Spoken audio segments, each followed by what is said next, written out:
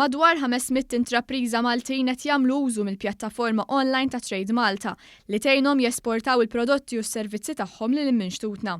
Għal dan il-kap eżekuttiv ta' Trademalta Anton Buttigieg waqt intervista ma' News. Is-sit il-portal qed konna wieħed ieħor mal-500 user li qed jillogja fuq is-sit b'mod regolari u skont l-istatistika li għandna tjuri li qed nilħu targets tagħna għal dan il-proġett. Din il-pjattaforma tnediet b'investiment ta' madwar 900,000 euro minn fondi Ewropej f'Marzu ta' 4 snin ilu. Hija toffri servizzi dedikati apposta għal dawk l-intrapriżi li għandhom prodotti jew servizzi li jistgħu jiġu esportati barra minn Malta. Is-sur Buttigieg elenka wħud mill-kategoriji li tinkludi fiha din il-pjattaforma. Videos ta' setturi fosthom informatika, tal-ikel u tax-xorb u dawn ukoll jgħinu jippromovu l-industrija ġenerali.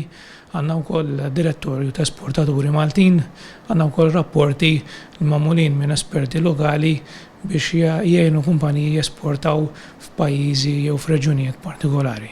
U għażiet jispjega kif din il-pjattaforma għattejn ukoll l-intrapriżi Maltin jagħmlu kuntatt ma' klijenti barranin sabiex l-espansjoni tkun suċċess. Dan permezz ta' listi ta' intrapriżi Ewropej li magħhom intrapriżi Maltin jistgħu jagħmlu kuntatt dwar xejriet ekonomiċi f'diversi setturi madwar id-dinja. Il-pjattaforma Trademalta.org tinkludi wkoll korsijiet dwar ħiliet u strateġiji relatati ma' swieq internazzjonali.